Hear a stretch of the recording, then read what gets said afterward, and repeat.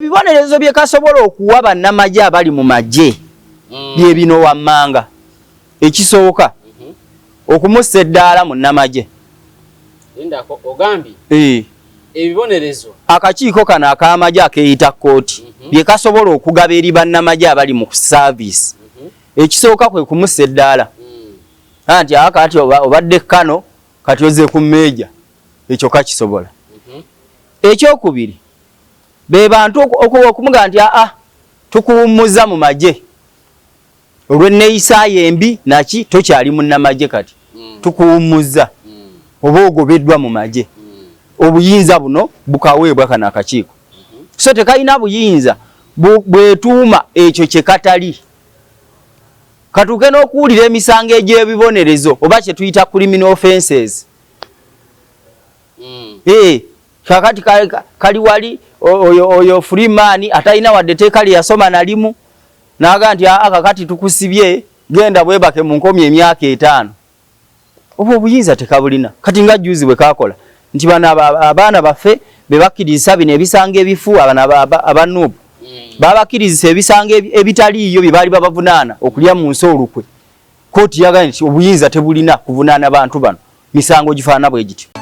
Onoonya ettaka mu bitundu by'Entebbe olituuseeko katukwanjulira estate yaffe empya Entebbe abayita babiri Kabale estate enuma Ssavu Meerere ku $7,000,000 enejjudde enkulaakulana wamu n'oluguudo lwa kolansi olutuukira ddala ku estate amazzi amasannyalaze byonna mu ebiri gwe n'ayagala okuzimba estates wamu n'ennyumba z'abapangisa diiru yeeno ate Galuga Bukaaya eggwawo lwa buwoomi ku $65,000 zokka eneriraanye amazzi olwo ne tukuleetera Nkozi Town estate ku $5,000,000 zokka ssaako Nkowe estate ku Hoima road ng'osasula $25,000 zokka. Ploti zonna ziri mu bipimo 5 ku 10. Jangu Everett Real Estate tukuguze ettaka ery'ekyapa. Okumanya ebisingawo jangu ku Everett Real Estate Entebbe Road Kasenyi Stage oba kuba ku ssimu noti 7 noti 5 21 71 37 ne noti 77 noti 31 71 noti noti.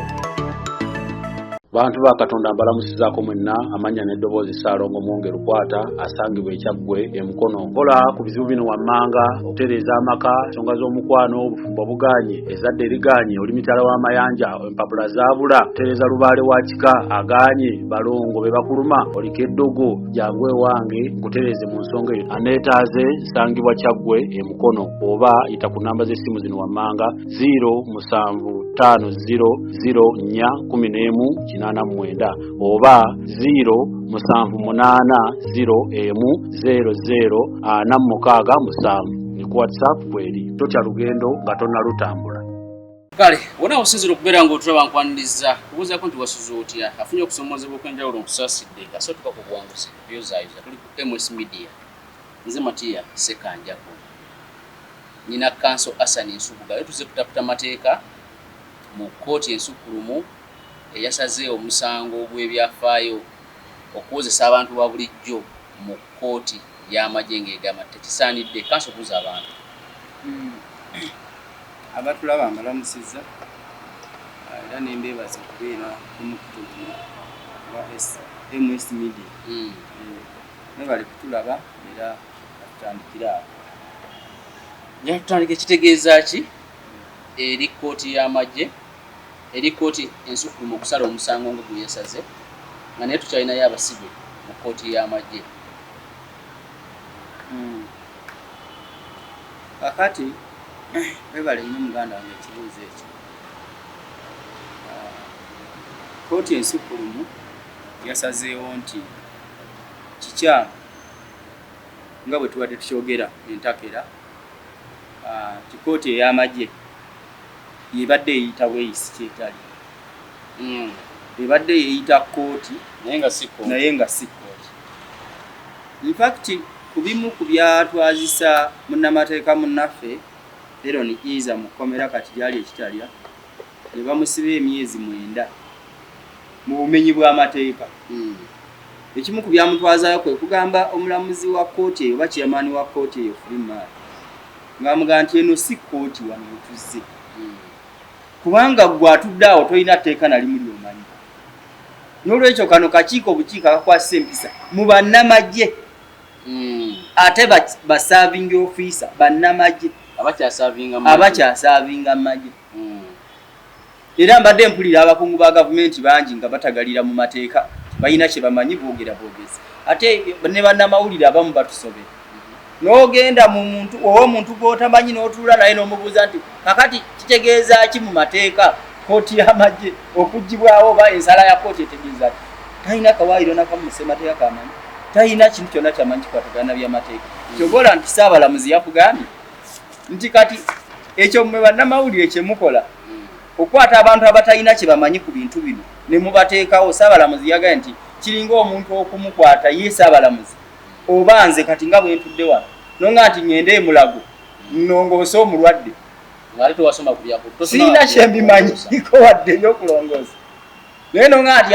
kati longoose omulwadde oyo awone omulwadde oba omusindise kufa kubanga nze sibikola ti sibitegeereyo sijengwa bwe nga nti gwe Matiya munnamawulire ti ate jangu otakuta amateeka nja kubeera akusindise mu bintu byotakola ki byotategeera so kye tuzze tugamba nti kooti eno teriiwo nakubaawo terina nakubeerawo kubanga yo ekisooka okweyita kooti bakyeyita mu bumenyi bw'amateeka ekyokubiri kooti yakirambuludde nga bwe tuzze tukyogera nti akakiiko kano akakwasisa empisa mu bannamagye tekayina wadde ettondo ly'obuyinza bonna okuwozesa abantu kubanga abakaliko bonna tebalina tteeka na limu lye bamanyi era mu nsala eno abalamuzi bagambye nti omuntu atalinnyangako mu kibiina kusoma mateeka otuula otyawo n'osalira omuntu omusango n'omuwa n'okibonereza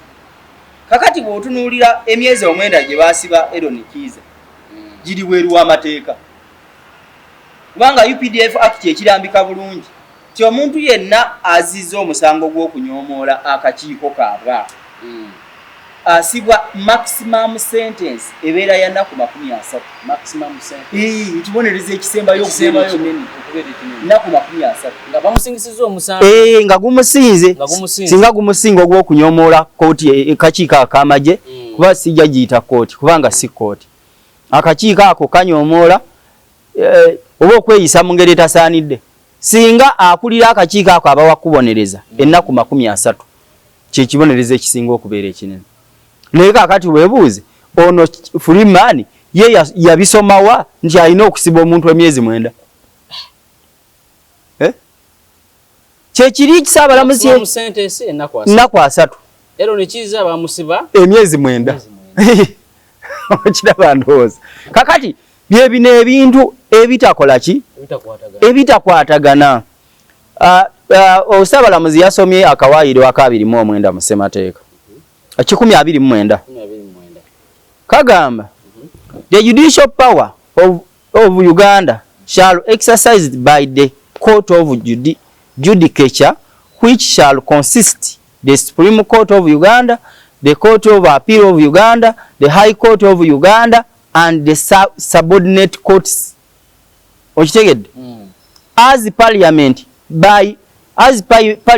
may by law established including okitegeera nti kooti zokka ez'amateeka ze zirina okukola ebyo ebintu ebiri mu mateeka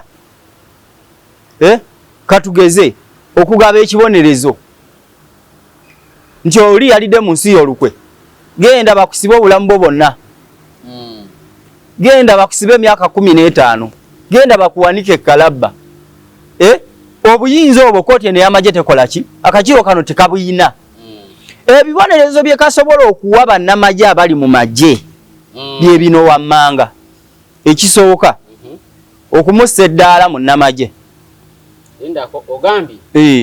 ebibonerezo akakiiko kano ak'amagye akeeyita kooti bye kasobola okugaba eri bannamagye abali mu saavisi ekisooka kwe kumussa eddaala anti akati obadde kano kati oze ku mmeeja ekyo kakisobola ekyokubiri be bantu okumuga nti tukuwummuza mu magye olw'enneeyisa embi naki tokyali munnamagye kati tukuwummuza oba ogobeddwa mu magye obuyinza buno bukaweebwa kano akakiiko so tekalina buyinza bwetuuma ekyo kye katali katuuke n'okuwulira emisango egy'ebibonerezo oba kye tuyita criminal offences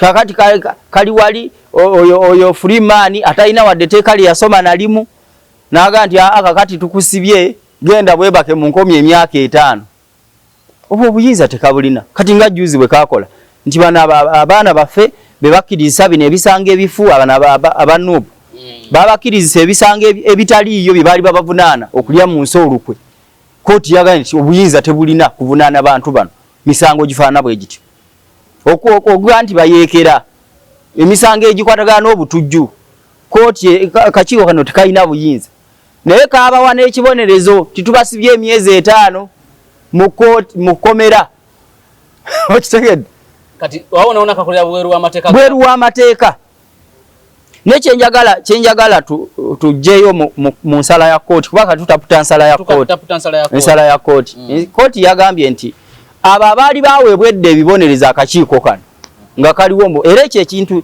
nze saakimatiddemu nabalamuzi olw'okuba nti mu mateeka tulina ekigamba nti etteeka terikola nga lidda mabega yensonga lwaki bayogedde ekyo nti bano abaali bafunedde ebibonerezo bo bajja kusigala nga bagenda mu maaso nabyo wadde biri mu bumenyi bw'amateeka kubanga babifuna dda etteeka terikola nga liddawa nga lidda mabega teeka likola ligenda mu maaso which means ensala eno webagiweeredde weyatandikidde okukola era neewuunya nti we bamaze okusoma ensala we bati n'okutuusa kati abaana ba NUP abaana baffe bonna bebakwata bakyaliyo ekitali bandibadde bali bweru kati Dr. Besigye n'Abedi Lutale bandibadde bali bweru kati kubanga kati tebalina kye bakola mu makomera tebalina misango kakati prison bakuuma kuki olwalero kote badde n'otuula naye batuuseewo nga bagamba lero teri process tesobola kutuula ate n'atuleetya nga teriiwo era abakuumaawo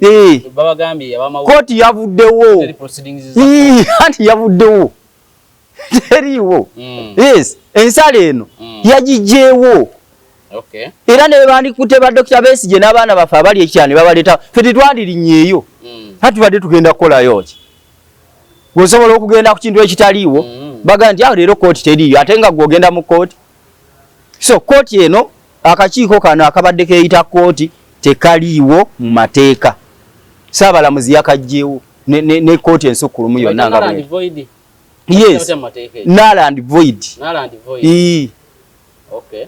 tekaliiwo mu mateeka era tekaliiwo kavuddewo kyoba olaba nti saabalamuzi yadde asoma ensala ye yagambye nti webanga baagala kooti zino ziberewo kuba kooti ez'amagye mu nsi nnyingi gye ziri ensonga lwaki olw'okuba nti gavumenti ya Museveni yabayeekera ya kivandulo bino tisobola na kubimanya tebitegeera ensonga lwaki basobola oteekawo kino kikooti nga kyakimpatiira kangalu kooti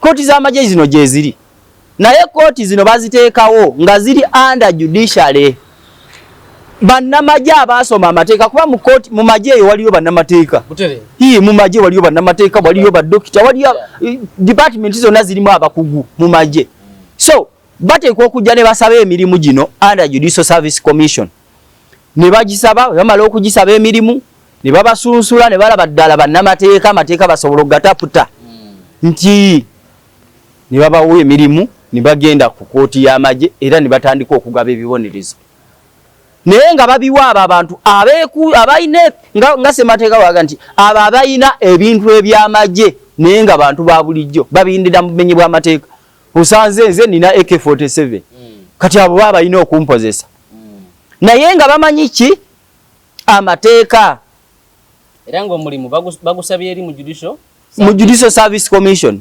yensonga lwaki ffe mu kooti bwe tutuuka mu kooti bwe wabaawo kye tutakkaanyizaako ku njuyi zombi tusaba omulamuzi waga nti okusinziira ku kawaayiro kano ne kano ne kano tulemereddwa okukikaanyaako nga tugenda mu article ey'ekikumi-37 article ey'ekikumi-37 egamba nti embeera bw'ebeerawo bw'etyo mugenda musaba omulamuzi oyo nakkiriza eweeri wano article ey'ekikumi-37 ega nti musaba omulamuzi oyo nakkiriza tiwebawo ekibuuzo kyonna musaba omulamuzi nakkiriza ne mugenda mu kooti etaputa ssemateeka kooti etaputa ssemateeka gituyita kooti of appeal wano abasinga baga nti constitutional court ate yeesangibwawo yeri court of appeal mbadde manyi constitutional court is court etaputa ssemateeka Constitutional Court ye court etaputa semateeka naye ate era ye court ejulirwamu era ye court ekola ki ye court ejulirwamu. So chobola wano bagamba kawaida 3:7 any question as to the interpretation of this constitution shall be determined by the court of appeal. Okitegedde court of appeal ye court etaputa ki sitting as the constitutional court esobola okutuula nga court etaputa semateeka ate oluusi esobola okutuula nga court of appeal. Yes, kakati court of appeal eno yetutaawulula. Kakati bw'otunuulira akakiiko kano ak'amagye akabadde keeyita kooti abalooya ba Dr. Besigye nga bakulembeddwamu omukyala Martha Karua ne Lord Mayor Erias Lukwago baasaba akakiiko kano ne baga nti okusinziira ku mateeka Dr. Besigye agenze Kenya, agenze ku mirimu gye ng'omuntu, bamuwambye bamuleese wano, waliwo amateeka agaamenyebwa. Akakiiko kagamba ati wali mateeka agaamenyebwa tulina okugenda maaso tumuwozese. Naye bano baga nti waliwo amateeka agaamenyebwa. Kati bwe mutakkaanya kooti eno yokka etaputa ssemateeka ye ino taawulula ekyo nti mu kukwata Dr. Besigye waliwo amateeka agaamenyebwa. So kooti eno ino okutaputa erabe waliwo amateeka nga bamukwata agamenyebwa. Kyobola n'omusango guno Michael Kabaziguluka bwe yagutwalamu eno kooti etaputa ssemateeka etapute kituufu omuntu okumutwala mu kooti maasho wa bulijjo kubanga bamutwalayo ne bamugulako emisango gy'okulya mu nsi oluku era yagatemula president okulya mu nsi oluku okwagala okuvunika gavumenti. Eno kooti ensukulumu kye yagambye nti kana akakiiko ak'amagye akeeyita kooti obuyinza obwo tekabulina. Era kooti ensukulumu yagumiza kooti eno yaputa ssemateeka kye yali yatuwa. Mpozi kooti taputa ssemateeka bwetuwa gavumenti yajulira. Saabawoliza wa gavumenti yajulira teyamatira n'ebyasalwawo. So n'ajulira mu kooti ensukulumu. Kyobola nti bulijjo tubadde tulaajana nga tugaa nti kooti ensukulumu lwaki tewa nsala yaayo. Naye Saabalamuzi yatwetondedde n'aga nti omu ku balamuzi gwe baali naye ababiri ku abalamuzi abo omu yafa nga tannawa nsala ye ate omulala n'awummula. Kakati ne bafunamu okutaataaganyizibwa nti ensonga lwaki balwawo kola ki okutuwa ensala eno. So etukosezza nnyo nga bannayuganda nti abantu baffe babadde makomera kumpi ne bavundira eyo, abaana ba NUP ne batuuka n'okukkiriza ebisango bye bataakola. So singa ensala eno twali twagifuna dda n'abaana abo bali tebakkiriza bisango ebyo. Okitegeera? So kyali kikyamu, kibadde kikyamu okubeera nti kooti eno akakiiko kano kagenda mu maaso ne kakola entaputa eyo ne kasala emisango ne kawozesa abantu mu ngeri emenya amateeka. Kati njagala nsooke nkusomere wano. President Museveni yawandiise bibadde bingi bye yawandiise naye etteeka ye ey'amaanyi eri bweti agamba anyway the country is not governed by the judges. It is governed by the people. Ensi tefugibwa balamuzi, efugibwa abantu.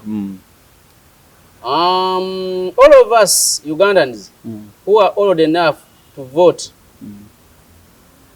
it is governed by people. All of us Ugandans who are old enough to vote. Abasobola okuba akalulu balonda abakulembeze baabwe. In the matter of the constitution and the other legislation, we govern ourselves by having a referendum, constitutional amendment, or amendments of the law by the parliament. Kati ruling. Ruling yabadde mpanvu naye ngenda somako kano. The provisions of the UPDF Act constituting and providing for the trial procedure of the General Court Martial, the Division Court Martial, and the Court Martial Appeal, and the Court Martial Appeal Court do not contain any or sufficient constitutional guarantees and safeguards for them to exercise their judicial functions with independence and impartiality. Chief Justice owenyiddolo. Then njagala nkuwe kusomere ne tweet zino. Njagala nkusomere tweet zino then oyunge ulumu. Tweet esooka ya Chris Magezi yavunanyizibwa ku byamawulire mu ofisi ya CDF. Chris Magezi aliwa uno ku nsala ya kooti. Chris Magezi ku nsala ya kooti agamba UPDF official statement ku nsala ya kooti. The General Court Martial will continue to try anyone who conspires to murder the president, commits armed rebellion against Uganda, and engages in terrorism against the people of Uganda. Under no circumstances will Kano Chiza Besigye be released until he faces the full extent of martial law. The final decision of this matter will be taken by the CIC, those are chief in command, and chairman of high command, General Yoweri Kaguta Museveni. Then tweet yesembayo eyo kati eyeva mu ofisi ya CDF akulira ebyamawulire Chris Magezi yayogedde bwatyo. Tweet yesembayo yeno ya Yoweri Museveni. Yoweri Museveni agamba fellow Ugandans, especially the Bazukulu, greetings. I was sorry to hear of the long decision by the Supreme Court in the matter of the firearms armed civilians being tried by the military court martial. This is a method which the freedom fighters support because it reinforces the civilian judicial system to defend the lives of our people against criminals armed with guns. If you are not a soldier, why do you arm yourself with guns? And moreover, for criminal purposes and illegally, that a monopoly of the armed forces. Below is my full response. Kati nawa response ye. Bonasi ba mativu n'ensala. What does that mean? Kati Mwami Museveni asobola otubuulira lwaki Jamiru mukulu ali mu kooti z'abantu ba bulijjo. Kubanga muyeekera. Bwe bagamba era mukwata mundu. Okisegedde. Abadde akulira UPDF bamukwatira na Tanzania omuleeta wano. Asobola otubuulira lwaki ali mu kooti za bulijjo. Mwami Museveni lwaki yatubuulidde lwaki ono eyatta Lwomwa bamuyita ani oyo omwami oyo Lujja eyatta Lwomwa nga bakozesa mundu okutemula Lwomwa amasasi misana ttuku. Asobola otubuulira lwaki ali mu kooti z'abantu ba bulijjo.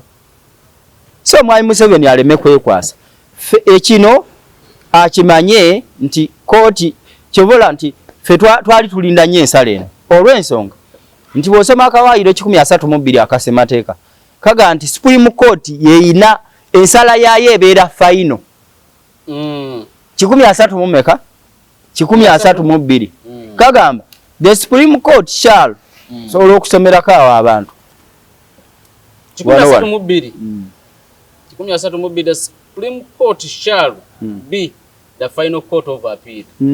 Chimala. Oba tobeyongeddeyo. Finalizinga byonna. Nti tewali walala olaga. Yesembayo. Ne bo papala. Bo papala otya. The Supreme Court yeyokka esembayo mu kujulira. Mu Luganda twagala abantu baffe bino ebintu bataputire babitegeere. Yesembayo mu kujulira. Toyina walala okola ki wojulira. So n'olwekyo Museveni w'anaaba tannaddamu bibuuzo bino wammanga nti lwaki Jamiru mukulu ali mu kooti z'abantu ba bulijjo naye n'okwata abaana ba NUP abatalina kintu kyonna kye wabasanga nakyo wadde n'ekimu n'obatwala mu eno General Court Martial. Haina okukinyonyola lwaki Lujja yakwatibwa n'emmundu misana tukunga atemula Lwomwa lwaki ali mu kooti z'abantu ba bulijjo.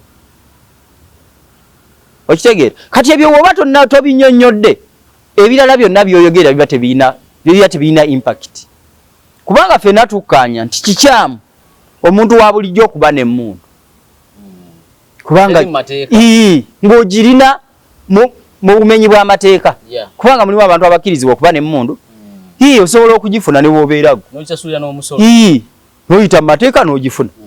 Naye kikyamu omuntu wa bulijjo okuba n'emmundu ng'agirina bweru w'amateeka. Kitegeeza omuntu ayina emmundu wa bweru w'amateeka nga muntu wa bulijjo ayina kuvunaanibwa mu kkooti z'abantu ba bulijjo. Yeno ensala kyetegeeza. Naye oyo ayina emmundu kyobola nti ensala egamba nti abo bokka abali mu service nga basavingi ame officer be bateekerwa okugenda mu General Court Martial. Era ensala negamba nti ate neyo Court Martial teyina buyinza wadde akatono bwe kati okubawa ebibonerezo ebyekuusa ku kufa, okusibwa obulamu bwawe bwonna oba okusibwa emyaka egy'enjawulo. Wabula kyeyina obbawa ekibonerezo kyeyina okubawa kubassa madaala oba kubajja mu magye. Bye byokka teyina buyinza bulala busingaawo. So n'olwekyo nze fetwa ekisooka njagala okwebaza Supreme Court ekyo kye yakoze okuba nti yavuddeyo bannayuganda nebawa ekyo ekituufu ekiri mu mateeka neteekiriranya na Mwami Museveni. So Mwami Museveni waba ayagala kugenda maaso na kooti eyo agende mu parliamenti bakolo nnongoosereza bateekewo abalamuzi abali bannamagye nga balamuzi naye nga basoma amateeka era nga basunsuddwa Judicial Service Commission. Naye ereme kwata bantu abatasomangayo wadde teeka n'erimu ne batwala mu kooti. Era nze fenga NUP twali twalayira etugafe tetugenda kuddamu eyo kooti. Yes, kubanga kooti ya kifere, kooti ya kivandulo teriwo mateeka. Akakiiko ne keeyita kooti olw'okuba nti abagituulako tebamanyi na mateeka yensonga lwaki kuba kino tosobola ekyo ekyakolebwa ku munnamateeka Aaron Kiiza tosobola kisanga mu kooti z'abantu ba bulijjo. Etteeka we liba ligamba nti omuntu azize omusango bwe guti mumusibe emyaka 10 nga ye maximum sentence ebiseera ebisinga tegiwera na kuwera. Abalamuzi asobola okutulamu naga nti yeetaaga myaka 3 myaka 2 mwaka gumu myezi 6 oba n'okumu questioninga nega nti tukulabudde bulabuzi genda toddanga mukola kino. Abamu babawa emisango babawa ebibonerezo community service genda ojja kulojjanga wano ku kooti olongoose oba genda ku ddwaliro lyewammwe olongoose oba emisango ebibonerezo bwe bityo. So kubanga ekibonerezo tukwegamba ebiseera ebisinga tekiweebwa kuggwayo nga bwe kirina kuweebwa. Naye ate omulamuzi obuyinza aba nabo tiwegiba myaka 10 asobola okusiba emyaka 10. Naye kakati etteeka likugambye nti ekibonerezo ekisembayo obunene kya nnaku 30. Gwe omuntu omugambye nti nze nkusibye emyezi 9. Kati kyejagala otegeera kanso. Wano bakyayogerera mu mawulire. Alternative kiki bayina abaliwa aba government okujunga Onoonya ettaka mu bitundu by'Entebbe olituuseeko katukwanjulira estate yaffe empya Entebbe abayita 2 Kabale Estate eno Masavu Meerere ku $1,000,000 enejjudde enkulaakulana wamu n'oluguudo lwa kolansi olutuukira ddala ku estate amazzi amasannyalaze byonna mu ebiri gwe n'ayagala okuzimba estates wamu n'ennyumba z'abapangisa diiru y'eno ate Galuga Bukaaya eggwawo lwa buwoomi ku $65,000 zokka eneriraanye amazzi olwo ne tukuleetera Nkozi Town Estate ku $5,000,000 zokka ssaako Nkowe Estate ku Hoima Road ng'osasula $25,000 zokka. Ploti zonna ziri mu bipimo 5 ku 10. Jangu Everett Real Estate tukuguze ettaka ery'ekyapa. Okumanya ebisingawo jangu ku Everett Real Estate Entebbe Road Kasenyi Stage oba kuba ku ssimu noti 705 21 71 37 ne noti 770 31 71 noti not. Bantu ba Katonda mbalamusizaako mwenna amanya n'eddoboozi Ssaalongo Mwongere Lukwata asangibwa ekyaggwe emukono nkola ku bizibu bino wammanga okutereeza amaka ensonga z'omukwano obufumbo buganye ezadde eriganye oli mitala w'amayanja empapula zaabula kutereeza lubaale wa kika aganye balongo be bakuluma oliko eddogo jangu ewange nkutereeze mu nsonga eyo aneetaaze sangibwa kyaggwe emukono oba yita ku namba z'essimu zino wammanga 075000411 oba 078010046 ni ku WhatsApp kweri totya lugendo nga tonnalutambula. Supreme Court bawulidde simanyi bakulu ba magezi abo bakulisi magezi nga boogera ebintu ebityo naye ebyo byonna bawa buwindowooza zaabwe ne Museveni awabuwinda woza ye do they have any alternative je balina yokka ya kugenda mu parliament era n'abamwami Museveni ku biwandiko kye yasoso fulumya ng'ensala yakajja yagambye nti agenda kulagira ssaabawooleza wa gavumenti kiri wakiwanuka agende mu kooti mu parliament mu bwangu baddemu bakole ki bakole ennongoosereza kooti eneddemu ekole kati tekola ki kati ebbanga lyegenda okumala nga tekola nga teriiwo bakyali mu parliament kuleeta nnongoosereza kuzitwala mu bukiiko bwa parliament obw'ebyamateeka kuzitwala mu pulinale kuziyisa mwami Museveni aseeko omukono na biki abantu bano bonna balina okuba nga bali bweru nga bali ku byabwe bakola mirimu gyabwe okuleka nga waliwo emisango emirala gye banazza kubanga kooti ensukulumu eno yagambye nti fayiro zonna ziweerezebwe mu wa DPP amanya amateeka azeetegereze zirimu eggumba ziba teziri mu ggumba abantu bagende bakole emirimu gyabwe yes kubanga Dr. Besigye okumuleeta wano mu Uganda n'Abedi Lutale babaleeta mu bumenyi bw'amateeka amateeka tegagobererwa n'okubakwatira Kenya bwali bumenyi bw'amateeka amateeka tebagagoberera so kati alternative gye balina yeeyo yokka ey'okugenda mu parliament ne bakola ennongoosereza ne bafuna abalamuzi abalala abamanya amateeka ne batuula ku kooti tebalina kirala mu nsala gwe nga munnamateeka manyi basala bingi basobola osala ensala ebeeramu ebintu bingi mulimu gw'ogamba nti okusinziira ku nsala y'abalamuzi wadde basaze ne bagamba omuntu wa bulijjo talina kukozesebwa mu kooti y'amagye biki ebyo by'otamatidde nabyo no ebisinga obungi twakwataganye kubanga akawaayiro akalala ke bayogeddeko kabadde article ya 28 mu ssemateeka article 28 igamba bwe tusobola ogisomeramu wano abantu kuba abantu bagitegeera right to a fair hearing akawaayiro akaliruddawa ti omuntu alina obuyinza esooka wano in the Declaration of Civil Rights and the obligation or any criminal charge a person shall be entitled to a fair, speedy, and public hearing before an independent and impartial court or tribunal established by law. Kimala ne bwokoma. Kakati atikene ya 28 egamba nti omuntu alina obuyinza okuwulirwa speed hearing mu bwangu kibayita fair hearing kwe kuba nti omuntu ajja kuwulirwa mu bwenkanya nti yeewozeeko kakati bw'aba wakwewoza nti munaye musango guno saagukola oba nagukola kakati omulamuzi asalewo mu kwewoza kw'enjuyi zombi tya naye ono obujulizi bwe bwaleese ku ono bwebwo kibayita fair hearing bumatiza oba tebumatiza kakati ekyo kisigala eri mulamuzi speed hearing mu bwangu naye kati mu kikooti kino General Court Martial Tribunal gye bajjeewo tebakwewozaako kubanga abantu booteekamu bino article ya 28 ne bw'ogimugamba chairman wa kooti eno tagimanyi tamanyi na kyetegeeza n'abatuula ku kooti eno article tebagitegeera tebamanyi na kyetegeeza chairman asobanga yasoma amateeka naye bana abamuli ku lusegere basobanga ate bagamanyi tebagamanyi kooti eno ba General Court Martial teina muwabi wa government oba DPP kubanga fayiro gye zirina okusooka okugenda n'azeetegereza oba zeetaaga ogenda mu kooti oba nedda teina era mu nsala y'abalamuzi bakirambisa nti fayiro z'abano tezigenda wa muwabi wa government kuzeetegereza kuba tebamuyina so kati kyembadde nsaba tunyonyola oli baba mpunana omusango nandoopa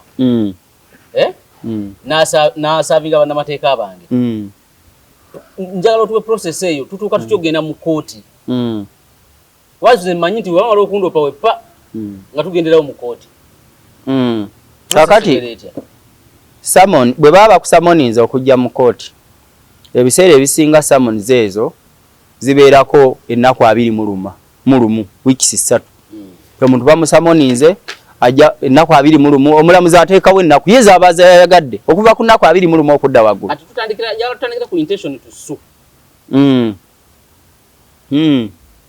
era zibeera summons nazo kubanga summons za mirundi ebiri waliwo omuntu okuba nti waliwo kye bayita summons mu Luganda kitwandiyisenga ekibaluwa kiba kuntumye nazo zibeera summons nti katugeze koti ekwadde summons emirundi egiwera notalabikako kakati neweereza final nti ku mulundi guno bw'otajja tulagidde poliisi wonna weekusanga ekuyole ekuleete wano mu kooti kisooka nekuwa iso nti janga 28 jangu notalabika jangu nga 19 notalabika kakati ogusemba mulamuzi naga nti onalabika anyuma bunyoomi nekuweereza summons esembayo nekuweereza ekibaluwa kyetwandiise nga oba kyetwandiise w'omulabirako omukwate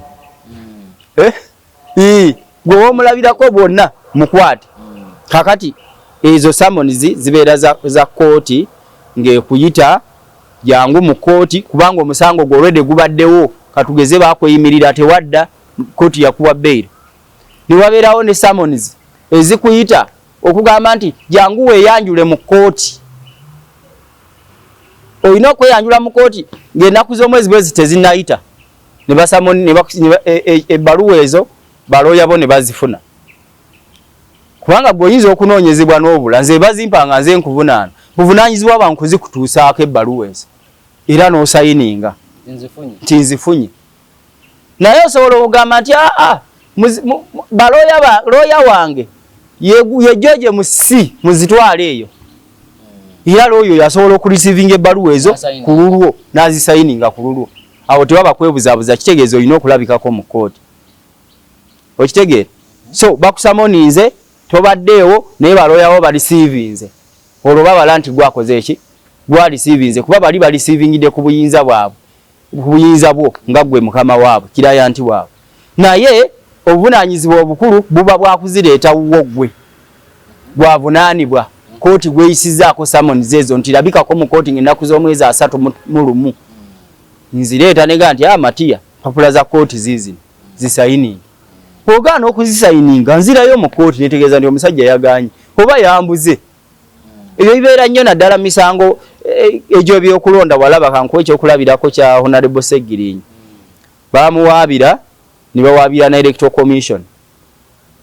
bawaabira Electoral Commission bombi ne bawaabira Electoral Commission yali receiving yo nekkiriza nti nze nzifunye naye Honorable Segirinnya n'abeerawo ebbanga lino nga talinnye mu kooti nga yaga nti nze empapula sikola ki sizirabangako ate sirina na looya nti oba muzitwale wa looya gundi sirina naye nze sizirabangako era mpaka omusango gwagenda mu kooti Electoral Commission nesaba kooti egugobe kubanga omuntu eyali part of nabo ye yali abuze nga oli alemereddwa omutuusaako empapula ezo katwalo ekyo watunyonyodde wano nti batwala fayiro ye wa DPP okulaba nti emisango gino gyavunaanibwa kati ku misango kikaaki kakati waliwo kye tuyita criminal offences ne civil cases emisango egigwa mu kiti ekya criminal gy'emisango egitwalibwa ewa DPP nti emisango egy'obutujju obuyeekera okulya mu nsi olukwe obubbi obutemu emisango bwe gityo gyegigwa mu biti bye tuyita criminal cases oba criminal offences ezo fayiro bwe bakukwata poliisi enoonyereza in fact kikyamu ne poliisi okukwata omuntu nga tennamala kunoonyereza kubanga ffe wano tugobererako detective abanoonyereza balina bva mu ofisi ya DPP poliisi yenoonyereza bava mu kitongole kya CID criminal investigation abo ne bagenda ne banoonyereza bwe bamala okunoonyereza ne bakizuula nti Hassan yazza omusango bwe guti yagenda n'atemula gundi oba n'akwata omwana kakati bwe bamala okukizuula nti ddala wakikola ne bajja ne bakuyoola ng'obujulizi bwonna babufunye bamala kufuna bujulizi ekirina obba mu mateeka so sikwata muntu bamutereke kyobola nti ssemateeka akugamba nti essaawa 48 zokka zolina omala mu kaduukulu otwalibwe mu kooti ezo essaawa 48 olwo fayiro yo eba wa DPP DPP agikoleko kye bayita sanction agyalocatinga nti fayiro eno ekomyewo ku poliisi oyo mu mutwale wa mu kooti fayiro bweva ku poliisi nga bamaze okunoonyereza bali abakuvunana abakuwabira bakola statement zaabwe jeziri naawe wakola statement yo ozokoze statement olumala okola statement bot nga police file ejikwata bweti ngejitwale wani ewa DPP kati DPP ye muwabi wa government omukulu bwegende wa DPP nga DPP atunula mbujulizi obujulizi bumatiza era yo bate bumatiza ajizaayo naganti omuntu ono mumuwe bailo because mumuwe bondi kubanga obujulizi bwa Mungu ba mudemu mwongera okunoonyereza nga yali bweru DPP mu buli district mwino ba mu DPP baba itaba state Anthony mu buli district kati mu office ye walina okubeera ya banoonyereza abalala ngoje kubanga naye simanyi naye yenyini asindika timu enoonyereza yuta asindika timu DPP tanoonyereza asinzira ku bujulizi police bwerese police mu bufunze ye mumatiza ne mugamba musajja yeye ino mumatiza ekitongole kya CID kye kivaamu abanoonyereza kakati aba banoonyereza kyobola nti buli station ya police eriko kye bayita OCSID yakulira aba banoonyereza ku station yeyo kakati bamala okunoonyereza ne bakizuula nti obujulizi bonna weebuli ono yakwata omwana police etwala omuntu omwana oyo gwe bakwata ne bamukebera ne bakwata n'ono yamukozesa naye ne bamukebera ne bakakasa ddala nti yamukozesa ebyo byonna n'ebikuŋŋaanya oba ono yatemula gundi ne bagaa nti akituufu ddala yamutemula ejambiya gye yakozesa yiino era fingerprints kweziri ku jambiya ezikakasa nti engalo zino za Matiya kakati bamala bikuŋŋaanya ebyo ne bagitwala wa ewa DPP oba wa state Anthony kubanga kati DPP atula wano Kampala yakulira ba state bonna yobodo kakati batugena mu kooti basiya state Anthony abanoonyereza ku misango ba CID bajja mu kooti okuwa obujulizi kusinzira ku bye bazuula zinanoonyereza kino era bwe nanoonyereza nazuula nti oyo omusango yaguzza kye bayita okuleta oyo detective ku katuuti yes ajje waliwo kye tuyita cross examination nze looya wo gwe bazaako omusango mubuuze ebibuuzo gwe looya wange bakita cross examination ate kye bayita redirect cross examination kwe kubuuza gwe olusoso abeekiikirira bw'oba walaba omusango gwa Kasolo Kopuliamu owokutemula Nagirinya Maria kakati omusango ogwo Kopuliamu yeegate yeetaaga balooya ba gavumenti kuba mu misango egiri criminal eminene gye tuyita emisango egya naggomola gavumenti erina okuwa munnamateeka nga bwabwereere ate munnamateeka akuwolereze kakati Kasolo yaga nti nseetaaga bannamateeka ba gavumenti nze ngenda kwewolereza era yeewolereza okutuusa omusango lwegwaggwa wadde era gwakomekereza gumusinze n'asibwa obulamu bwo bwonna naye era ne bana baali balina bannamateeka era nabo gwakola ki gwabasinga so kati basaidi bano we bajja mu kooti mubabuuza ebibuuzo okusinzira ku kyewazuula gwe kyewazuula nga mbijja mu statement ze baakola basaidi abo nga statement gye baakuggyako ne statement gye bajja kubali abakuwaabira kati mu police munda mwe mubeera be bayita ba forensic abajjako ebinkumu okulaba nti ekinkumu kyange kimakinga nekyasangibwa ku mulambo guli oba kukyasangibwa ku era ebyo police yeino okubikola bano abanoonyereza basaidi tugenda okujja mu kooti nga buli kimu kiwedde kati nze nga looyawo njungulula bujulizi bwabwe kati gwe nga looya wange bakuwa findings zaabwe koona asinzira obuuza ebibuuzo fayiro yonna bagimpa bagimpa fayiro nenga balooya ba gavumenti ne balooya naffe balooya boggwe ffenna tugaba nebiri mu fayiro ezo kakati we babimpa era we baba tebannabimpa omusango tegusobola kugenda mu maaso so kiraya tuotula naye n'omubuuza buli kimu okusinzira ku bano be bakuwadde biri mu fayiro naye n'akunyunyula kyali kitya osobola okubuuza ebibuuzo ebyo era nambulira nti akiri bwe kiti nze omusango naguzza oli namutemula anti wamutemula nti naye mu statement nabyegaana ndisamutemula kubanga olw'ensonga nti oba tonaanakola statement ku poliisi gwe nze looyawo ndibwaddemba okujja n'ensooka n'enkugaidinga nti oba ogenda kola statement gikole bwoti ne bwoti omusango kituufu waguzza naye togukkiriza okusinziira ku kino nze nsobola okudifendinga kubanga tugenda kujungirira kujungulula bujulizi bw'abali. Wao bakwata bagamba liwaddembe okuleta looyawo, liwaddembe okusirika. Kati looya bujjana. Ekyo kibeera mu kooti nti kooti bweba okusomera emisango. Nti oli waddembe okusirika. Kooti nebugamba nti Matiya wazza omusango bwe kuti nebwe kuti n'okubagundi oluyi. Waguzza oli waddembe okusirika. Naye bw'osirika etteeka ligamba nti omulamuzi alina okuwandiika nti omusango ogweganye. Tawandika nti ogukkiriza ogweganye. Osirise ogweganye. Era ne mu kooti osobola n'okugenda mu kooti okwewozaako mu kooti n'okwata Bayibuli oba Kurani oba n'ogaana ogikwata. Tekitegeeza nti bw'ogaana ogikwata obujulizi bwo buba bufu. Naye obujulizi bwo bubaamu buba bwa mungu omulamuzi tabulirayo konyaga nti omusajja olaba yagaana n'okwata Bayibuli. Kitegeeza kwegamba byayogera si bituufu. Naye nga tekitegeeza nti tebuba butuufu. Naye tubadde twogerako ku side nga nkyanyonyola bano okujja mu kooti bababuuza ebibuuzo baba babuuza ku ebyo bye baanoonyereza. Kankuwa ekyokulabirako omusango gugenda mu maaso naye bino byayogerwa byaggwa. Omusango gwa Katanga ne mukyala we. Detective oba side anoonyereza yagamba nti muwala wa Katanga yajja mu ddwaliro e Mulago n'akakasa nti oyo yali attiddwa ye kitaawe. Detective awo obujulizi mu statement ze nti yajja n'agamba nti oyo yali yajja muwala wa Katanga yajja ku ddwaliro e Mulago n'akakasa nti ogwo mulambo gwa kitange era ye yali attiddwa.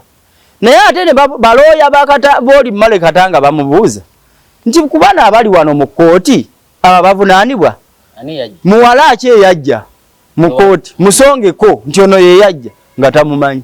Kati kitegeeza bibwanyereza biba bifu. Kati mukunyonyola teyanyonyola linnya lya muwala. Teyanyonyola linnya lya muwala naye n'omuwala itasoboka kubanga ne bw'ogamba nti Matiya yajja n'akola kino naye ne bakubuuza nti kwaba abali awo Matiya yaliwa nga tomumanyi kitegeeza oba olimba kooti. Wonna wabadde osizira okubeera nga otulaba byonna byokola. Tukomye wano leo tutapuse mateeka naye ndowooza tujafunayo akanyomero k'amateeka buli weeki. Abantu bategeera amateeka. Kati amateeka obudde obusinga nga labira nnyo mu firimu. Badetective ne bajja kantu ne bakola ki? Ne bagumbira nze ng'omuntu. Naye kirungi omuntu ali eyo abeere ng'agamanyi.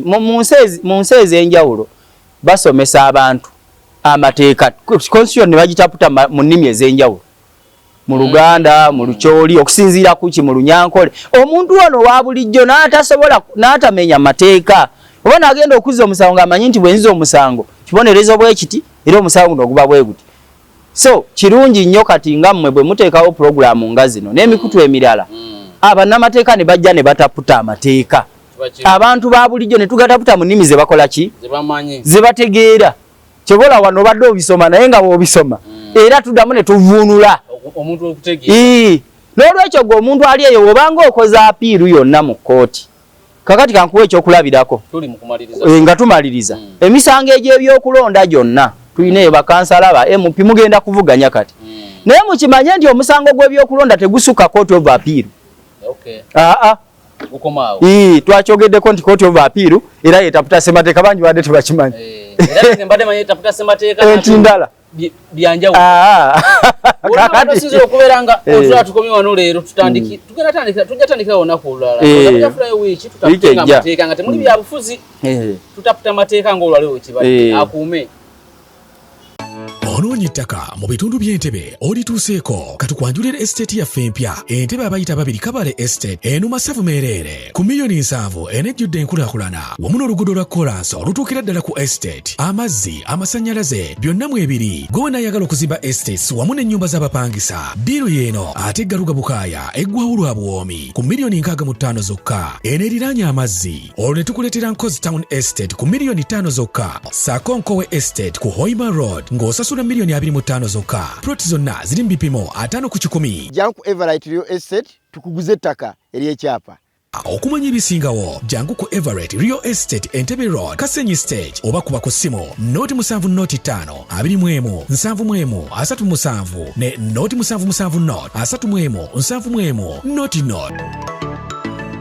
Bantu ba Katonda mbalamusizaako mwenna amanya n'eddoboozi Ssaalongo Mwongere Lukwata asangibwa ekyaggwe emukono kola ku bizibu bino wammanga okutereeza amaka ensonga z'omukwano obufumbo buganye ezadde liganye oli mitala w'amayanja empapula zaabula kutereeza lubaale wa kika aganye balongo be bakuluma oliko eddogo jangu ewange nkutereeze mu nsonga eyo aneetaaze nsangibwa kyaggwe emukono oba yita ku namba z'essimu zino wammanga 0750014 oba 078010046 ne ku WhatsApp kweri totya lugendo nga tonnalutambula.